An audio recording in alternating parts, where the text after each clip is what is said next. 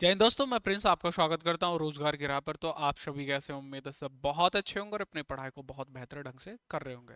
हमारी दोस्तों भूगोल की क्लासेस चल रही है और भूगोल में हम लगभग सारे टॉपिक कवर कर चुके हैं। आज जो मैं आप लोगों के सामने लेकर आया हूँ, कौन सा टॉपिक होगा? भारत में इंडस्ट्री या भारत के उद्योग, के भारत में सबसे पहले उद्योग कहाँ और कौन कौन से उद्योग लगे थे, इनके बारे में बात करेंगे। इंपॉर्टेंट है। 2 से 3 क्लासेस में ये कवर हो जाएगा आराम से। जैसे हम बात करें, जैसे हमारी लौह इस्पात की, किसकी बात करते हैं हम? लौह इस्पात कहाँ पर लगा? सबसे पहले पश्चिम बंगाल में लगा। या फिर जैसे और भी होते हैं, सूती वस्त्र उद्योग हो गया आपका, चीनी उद्योग हो गया आपका, जूट उद्योग हो गया। ऐसे बहुत सारे उद्योग हैं जो भारत में कुछ आज़ादी से पहले और कुछ उद्योग जो आज़ादी के बाद लगे थे। तो उनके बारे में हम ये जो क्लास में मैं बताऊंगा इनके बारे में बताएंगे, और इम्पोर्टेंट है, पूछी जाती हैं। जैसे और हम बात करेंगे कि हमारी जो महारत्न कंपनी कितनी है, हमारी रतन कंपनी कितनी है। तो ये सारी चीजें हम इन क्लासेस में जानेंगे। ठीक है, चलते हैं हम। कि आप आप लोगों के लिए हमेशा बोलता हूँ, आज तो काफी टाइम बाद तरुण भाई ने आप लोगों के लिए लिखा है ताकि आप मोटिवेट रहें और अपनी पढ़ाई को और भी बेहतर कर सकें। क्या लिखा है देखते हैं हम लोग। शिक्षा की जड़ें कड़वी होती हैं लेकिन फल हमेशा मीठा होता है। शिक्षा की जड़ें कड़वी जरूर होती हैं मगर फल हमेशा मीठा होता है। ये इसका तात्पर्य मीन्स ये बनता है कि आप जब शिक्षा करते हैं, आपका जीवन जो शिक्षा के समय या आप जो अपनी शिक्षा कंप्लीट कर रहे होते हैं या किसी कंपटीशन की तैयारी करते हो, उस समय बड़ा ही संघर्ष जीवन होता है आपका, संघर्षों से भरा जीवन। और तब आपका रिजल्ट आ जाता है, तब आप कहीं सक्सेस हो जाते हैं और सक्सेसफुल बन जाते हैं। तो फिर उसके बाद में वो क्या होगा? आपका फल होगा, कि फल हमेशा आपका मीठा होगा जब आप सक्सेसफुल हो जाते हैं। सक्सेस, हमेशा मैं बोलता हूँ कि सक्सेस यही नहीं कि सिर्फ गवर्नमेंट जॉब। आप किसी भी क्षेत्र में हैं, जिस क्षेत्र में भी आप अपना उद्योग में हैं या फिर आप बिजनेसमैन है, कुछ भी जो भी काम करते हैं, उसमें काम करने का, बेहतर ऊंचाइयों पे पहुंचना, उसको क्या बोलते हैं? हम सक्सेस बोलते हैं।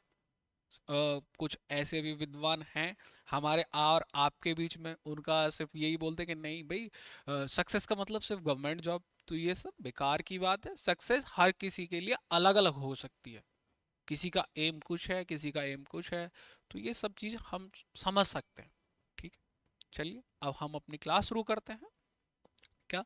भारत में उद्योग, हमारा क्या टॉपिक होने वाला है? भारत में उद्योग या इंडस्ट्री इन इंडिया या इंडस्ट्री ऑफ इंडिया। ठीक है, भारत में उद्योग, सबसे पहले हम बात करते हैं हमारे जो लौह इस्पात की। क्योंकि सबसे पहले अगर इंडस्ट्री की लगी थी किसी चीज की, तो वो लगी थी लोह की, यानी कि लोहे वाली जो फैक्ट्रियां होती है, कारखाना जो लगा था। ठीक है, सबसे पहले हम बात करते हैं किसकी? आयरन स्टील इंडस्ट्री की, यानी कि लौह इस्पात की। किसकी बात करते हैं हम सबसे पहले? लौह इस्पात।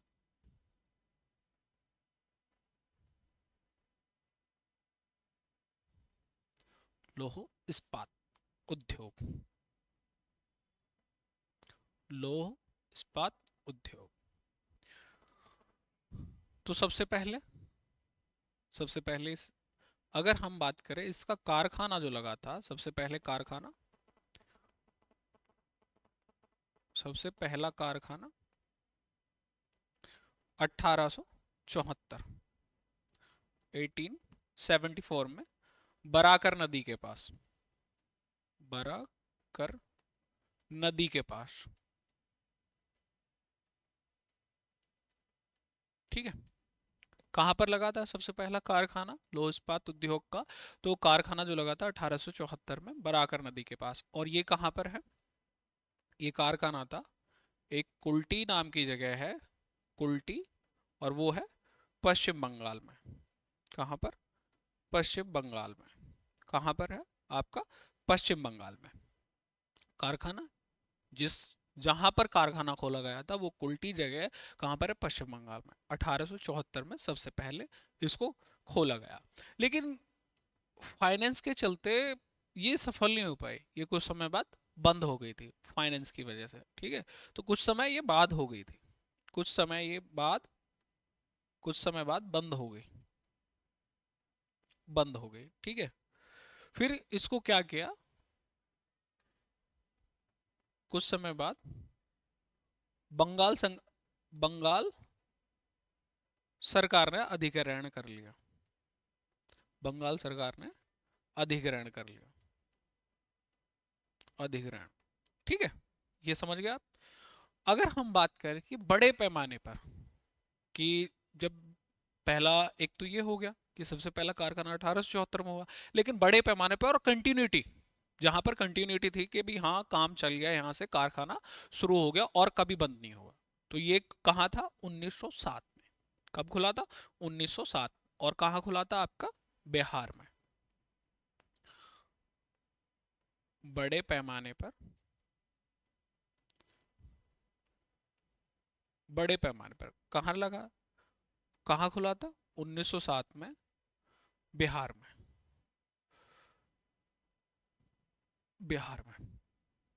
उसके बाद में जब बिहार से झारखंड अलग हुआ, लेकिन 1907 2000 में झारखंड अलग हुआ, लेकिन उससे पहले सब कुछ क्या था, झारखंड किसका हिस्सा था, तो बिहार का हिस्सा था, ठीक है। तो अभी हम बात करेंगे, फिर उसके बाद में जैसे जैसे अलग हुआ वो भी मैं आपको बताऊंगा कि बिहार 1907 में बड़े पैमाने पर कहाँ खुला, तो 1907 में बिहार में खुला।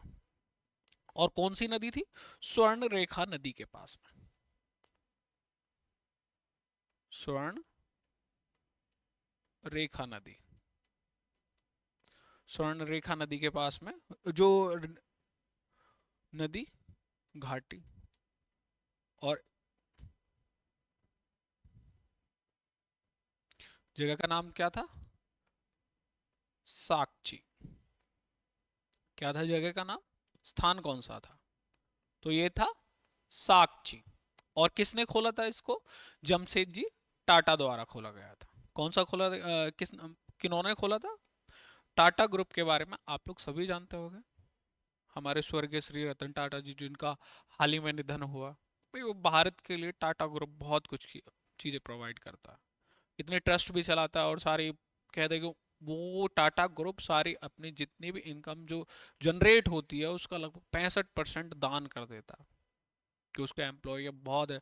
टीसीएस बात करें, टाटा मोटर्स की बात करें, और टाटा कंसल्टिंग की बात करें, बहुत सारी ऐसी छोटी छोटी बड़े, बहुत बड़ा ग्रुप है टाटा का, लेकिन अपना 65% वो क्या कर देते हैं, दान कर देते हैं, ठीक है। तो किसने खोला था ये सबसे पहले, जमशेदजी टाटा ने, जमशेदजी जमशेदजी टाटा, जमशेदजी टाटा द्वारा इसकी स्थापना कब की गई, तो 1907 में। स्वर्ण रेखा नदी, नदी जो घाटी, नदी घाटी, स्थान कौन सा है, सकाची, जमशेदजी टाटा द्वारा था, ठीक है। ये आप लोग नोट करते रहेंगे साथ के साथ। अब हम बात करते हैं भारतीय लोह इस्पात कंपनी के, किसकी, भारतीय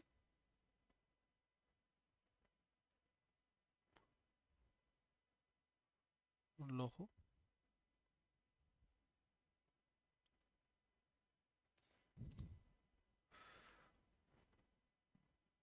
कंपनी।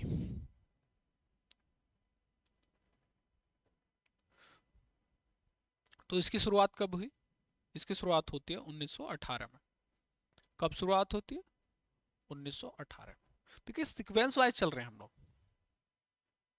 आप सोचे कि नहीं हमको पहले नालको इंडालको इनके ऐसे इनके बारे में बता दो, तो वो उसके बारे में बाद में बताएंगे। लेकिन जैसे हम पहले 1874 में पहला कारखाना खोला, फिर उसके बाद में 1907 में, फिर उसके बाद में 1918 में, ठीक है। सीक्वेंस वाइज चल रहे हैं हम लोग। और ये कहाँ खुला था, तो आपका पश्चिम बंगाल में। कहाँ पर, पश्चिम बंगाल में, दामोदर नदी के पास,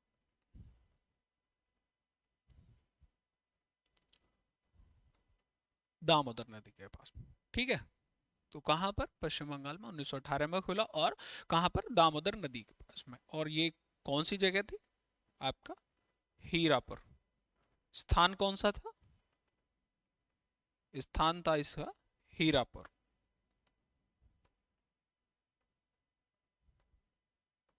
हीरापुर, ठीक है। लेकिन बाद में क्या हुआ, जो पहला कारखाना था, मैंने आपको बताया कि बंगाल सरकार ने इसको अधिग्रहण कर लिया। तो अधिग्रहण करने के बाद में जैसे कुल्टी में था वो, कुल्टी, एक स्थान था आपका बर्नरपुर, कुल्टी बर्नरपुर, और ये वाला लौह इस्पात कंपनी पश्चिम बंगाल, और क्या था,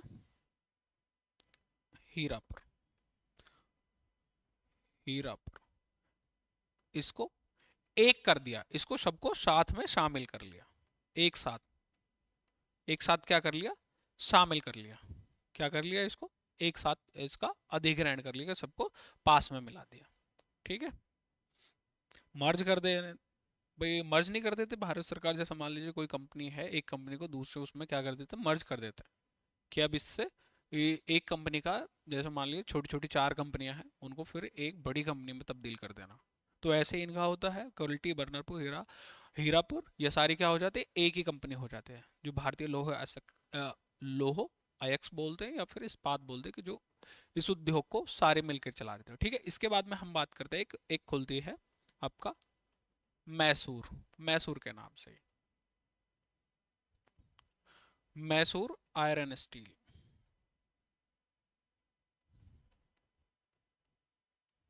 स्टील वर्क्स, क्या था, मैसूर आयरन स्टील वर्क्स। कब खुलती है, इसका टाइम क्या था, 1923 में। कब इसको ओपन किया गया था, तो 1923 में। कहां पर, तो मैसूर, भाई मैसूर जब नाम आ गया तो आपको पता होना चाहिए कि भाई मैसूर में ही खुली होगी। और मैसूर, अगर हम बात करें कि वर्तमान समय में किस नाम से जाना जाता, मैसूर कोई कर्नाटक के नाम से जाना जाता।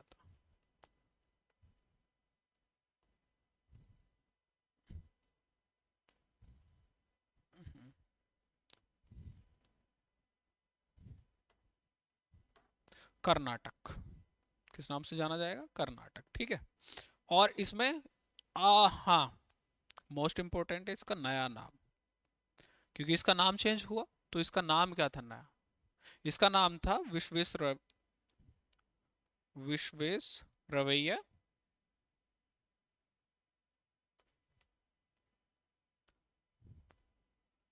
आयरन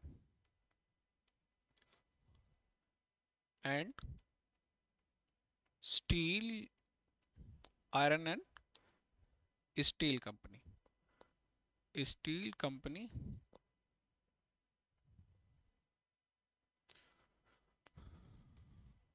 कंपनी लिमिटेड, लिमिटेड, इसका नाम रखा गया, ठीक है। इसका नया का नाम क्या है, Visvesvaraya iron and steel company limited, ठीक है। आप लोग नोट कर लेंगे, 1923 में इसको ओपन किया गया, 1923 में इसको ओपन किया गया। अब इसके बाद में आती है एक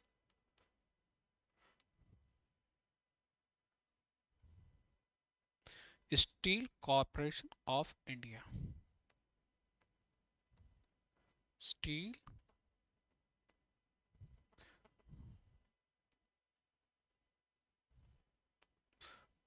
स्टील कॉर्पोरेशन ऑफ इंडिया,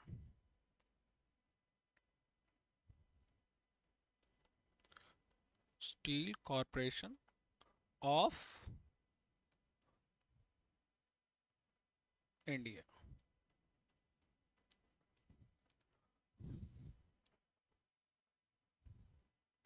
तो ये कब, इसका ओपनिंग कब होती है, इसकी ओपनिंग होती है 1937।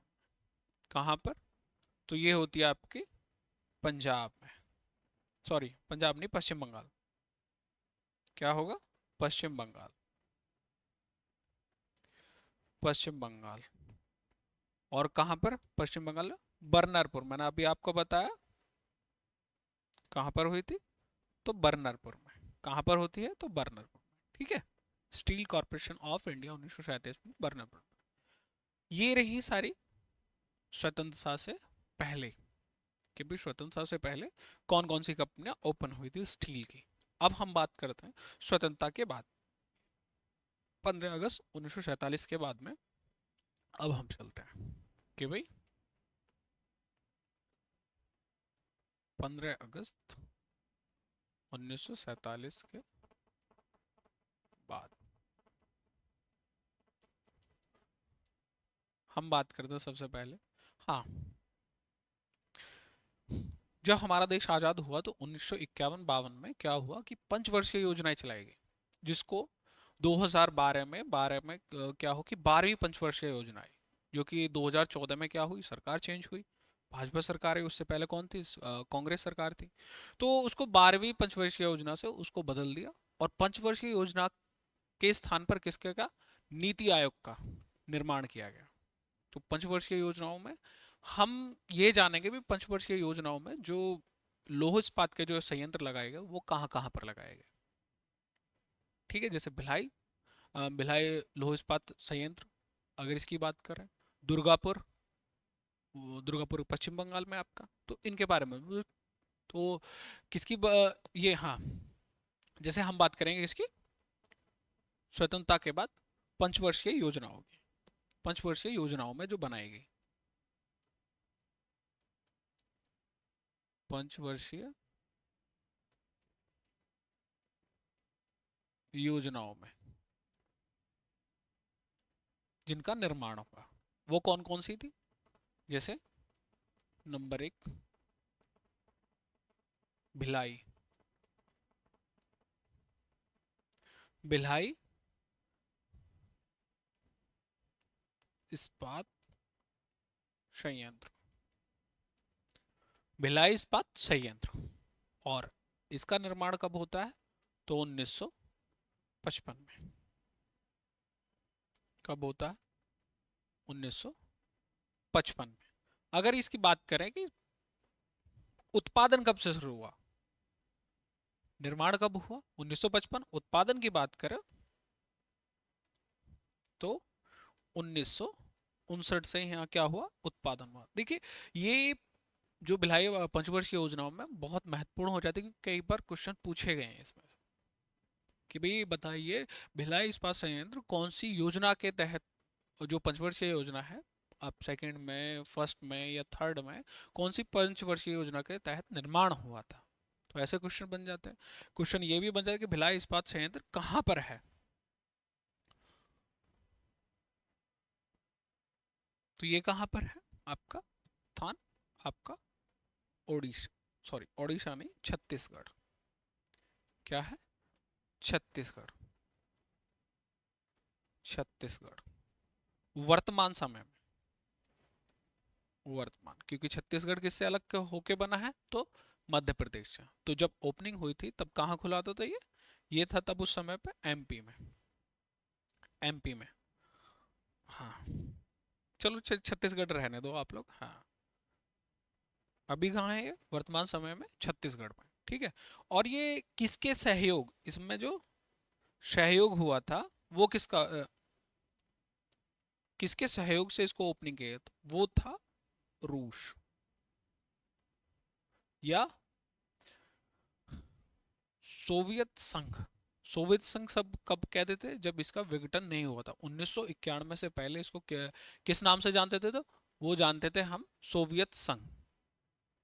तो रूस या सोवियत संघ,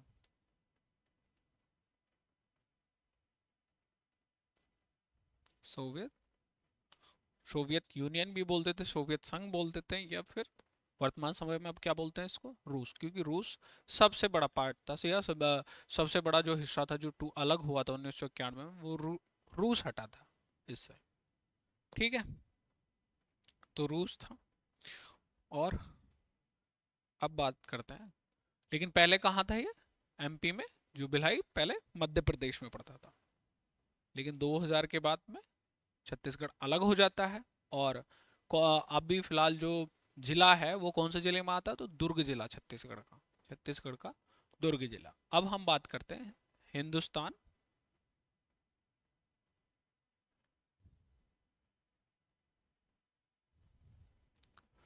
हिंदुस्तान स्टील लिमिटेड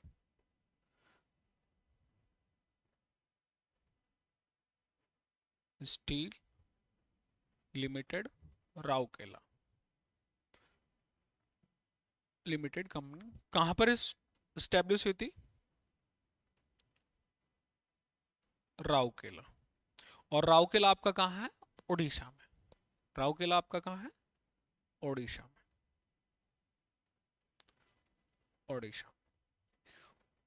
और इसकी स्टैब्लिशमेंट स्थापना कब हुई थी? अगर कोई स्थापना की बात पूछे तो 1959 में। कब हुई थी? तो 1959 में।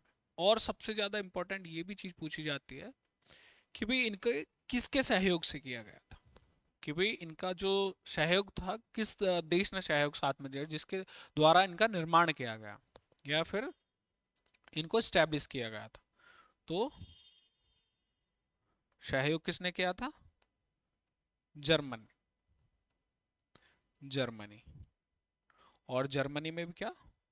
पश्चिमी जर्मनी। पश्चिमी जर्मनी। आपके मन में जरूर सवाल उठना चाहिए ये कि भाई भैया ये आप पश्चिमी जर्मनी कैसे बोल रहे हो? या तो ये होना चाहिए कि भाई पश्चिमी जर्मनी क्या दो जर्मनी दो जर्मनी है? नहीं, जर्मनी तो एक ही था। लेकिन क्या हुआ था कि जब 1991 से पहले, जब तक सोवियत संघ से रूस अलग नहीं हुआ था, उससे पहले क्या था कि कुछ तो हिस्सा यूरोप में आता था जैसे, और जर्मनी का कुछ हिस्सा किस में आता था? आपका एशिया में। कि दो दो पार्ट हो गए थे ना, इसलिए इसको क्या कहते थे? जैसे, हाँ नहीं, पार्ट नहीं, सॉरी, मैं आपको एशिया बोल गया। कुछ पार्ट आता था आपका जो यूरोप के साथ में था, कि दो गुट थे ना। जब सेकेंड वर्ल्ड वॉर हुआ तो दो गुटे में हुआ। एक गुट था आपका ब्रिटेन, यूएसए और ये सारे साथ में थे। एक गुट था आपका रशिया, और कुछ जर्मनी का हिस्सा भी उसमें आता था। तो तभी ये बीच में क्या हुआ था, जर्मनी के बीचों बीच एक लाइन यानी बॉर्डर की लाइन आ गई, जिसको एक होता था पूर्व जर्मनी, जो कि एक एक मतलब एक जर्मनी जो था किसके साथ था? आपका ब्रिटेन के साथ में था। और एक जर्मनी जो था वो आपका रशिया के साथ था। तो इसलिए इसमें क्या होता डिवाइडेशन हो गया था। तो तभी मैंने आपको बताया कि जर्मनी में पश्चिमी जर्मनी जो था, इसके सहयोग से क्या खुलता है? Steel, Hindustan steel limited. इसलिए मैंने आपको बताया, ठीक है। तो क्या था? पश्चिमी जर्मनी, पश्चिमी जर्मनी के सहयोग से कब खुलता है? 1959 में, ठीक है। अब आते हैं हम हिंदुस्तान स्टील लिमिटेड। इसका भी क्या नाम था?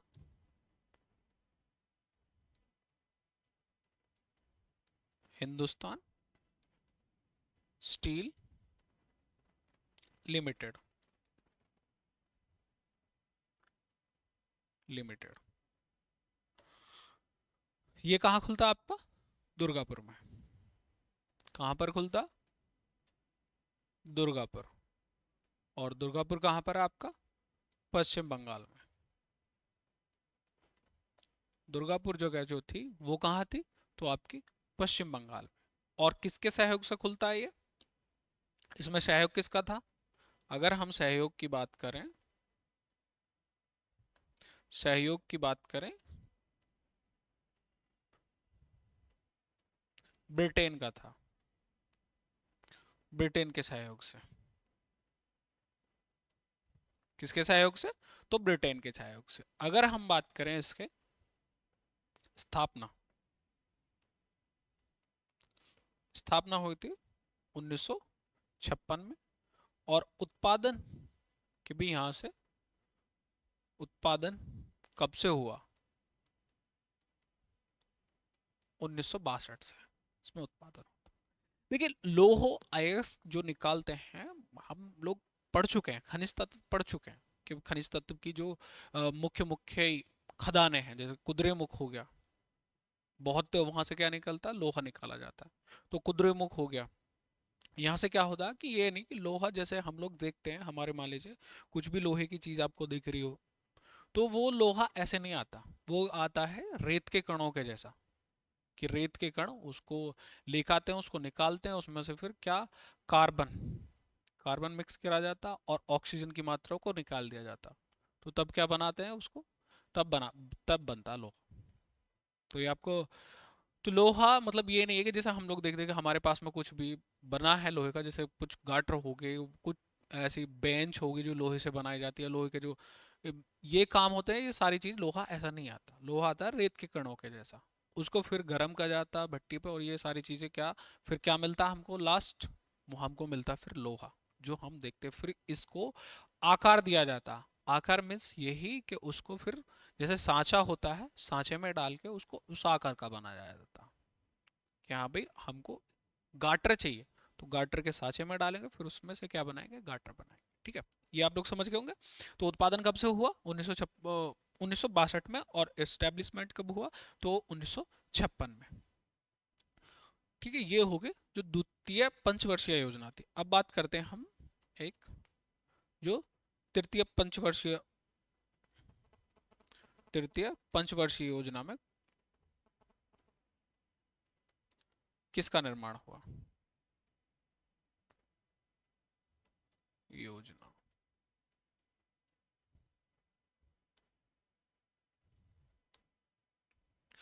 एक था, इसमें कौन सा था, जैसे बोकारो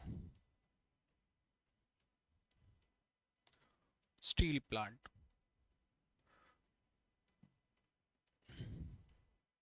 आप कहीं ना कहीं ये पंचवर्षीय योजनाएं भी पूछी जाती है, इसमें से जो क्वेश्चन बनते हैं महत्वपूर्ण, ये भी पूछ लिया जाता है।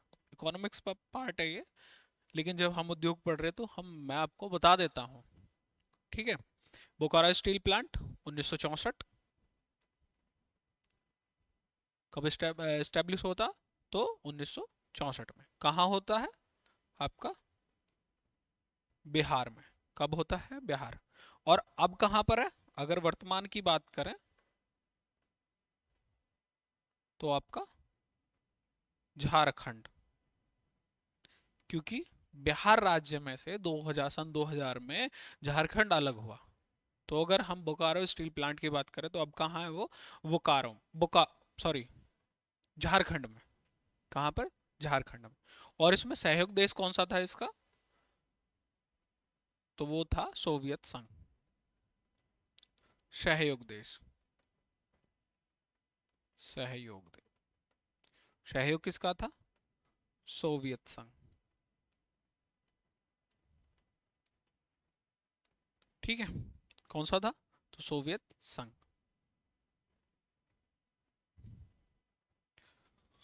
अब बात करते हैं हम कुछ जो महत्वपूर्ण चौथी पंचवर्षीय योजना में,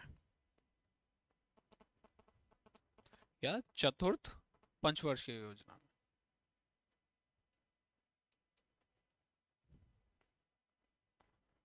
योजना, चौथी पंचवर्षीय योजना के तहत जिन प्लांटों का क्या स्टेब्लिशमेंट हुआ या फिर स्थापना की गई। ठीक है, वो कौन सा था, जैसे कई सारे हुए थे, लेकिन इंपॉर्टेंट बता देता हूं। जैसे सलेम, सलेम इस्पात संयंत्र, सलेम इस्पात संयंत्र। एक था steel authority of India,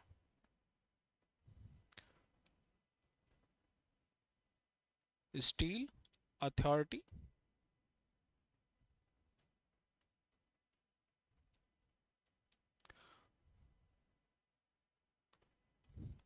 steel authority of India. इसमें क्या होता है, स्टील ऑफ अथॉरिटी इंडिया में, ये सारी जो भी लोह इस्पात की जो भी भारत सरकार, मतलब कि भारत के अंदर जो भारत सरकार ने स्टैब्लिशमेंट किया था, उनको क्या करती थी, कंट्रोल करती थी ये अथॉरिटी ऑफ इंडिया, जिसको हम सेल भी बोलते हैं। क्या बोलते हैं, सेल के नाम से जानते हैं, SAIL steel authority of India. जैसे भारत में जो लोह उत्पादन या इस्पात का जो लोह का उद्योग है, इसमें इसको एक कंट्रोल करने के लिए चाहिए कि भी इन्हें अथॉरिटी बनाई। अथॉरिटी बनती है स्टील अथॉरिटी ऑफ इंडिया, कि हाँ जिसके हमको सेल के नाम, ये एक कंपनी का नाम नहीं है, कई सारी कंपनियों को मिला के एक अथॉरिटी बना दी कि हाँ अब आप लोग इसे देखेंगे। इसमें क्या था, जैसे हम बात करें, ये कर,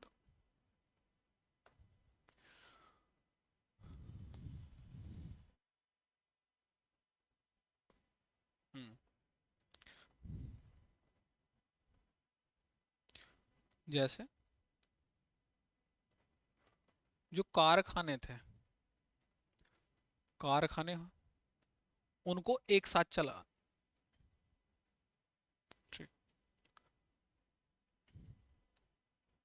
एक साथ चलाना, एक साथ चलाने की जिम्मेदारी, क्या लिखेंगे, जिम्मेदारी,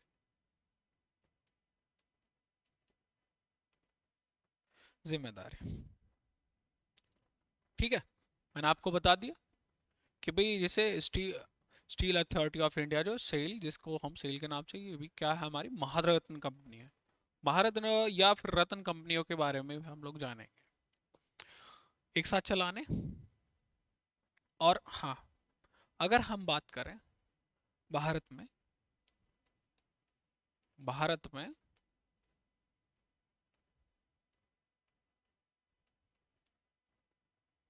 लौह उत्पादन की,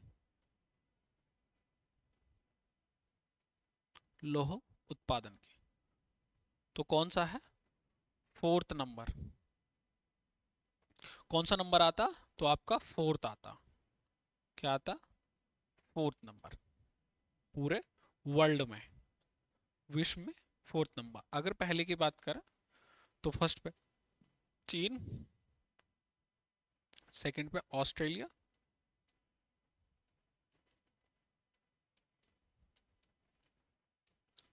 ऑस्ट्रेलिया, फिर आएगा आपका ब्राजील, ब्राजील, फिर फोर्थ पे क्या आएगा आपका, भारत, फिर फोर्थ पे क्या आएगा आपका, भारत। आंकड़े बदलते रहते हैं हर समय, ऐसा नहीं है कि आज ये सब है तो हमेशा ये रहेगा, नहीं। एक साल बाद हो सकता है उत्पादन में कोई और देश हो जाए आगे। तो ये किसके आधार पे है? उत्पादन में, उत्पादन, उत्पादन में सबसे फर्स्ट पर चीन, ऑस्ट्रेलिया, ब्राजील और भारत, ठीक है। 2015 में क्या था, चीन था, फिर यूएसए था, फिर आपका क्या था, ऑस्ट्रेलिया, फिर भारत था, ठीक। आज, आज के लिए इतना ही। बाकी हम कल नेक्स्ट जो टॉपिक रहेगा हमारा, एल्युमिनियम के बारे में पढ़ेंगे, कि जो भारत का एल्युमिनियम में नंबर 8वें नंबर पर आता है। इसमें सबसे पहले कारखाने कहाँ कहाँ लगाए गए, किस प्रकार लगाए गए, ठीक है, ये सब सारी चीज़ें जानेंगे, क्योंकि हम इंडस्ट्री पढ़ रहे हैं, हमें इनकी विधि नहीं जानना है कि लोहा कैसे बनता है, क्या बनता है, इसमें क्या डालते हैं, नहीं, ये सब चीज़ नहीं पढ़नी, ये सब साइंस का टॉपिक है। और मैम ने आपको बहुत अच्छे से पढ़ाया होगा, ठीक है। चलिए, मिलते हैं नेक्स्ट वीडियो में। धन्यवाद दोस्तों।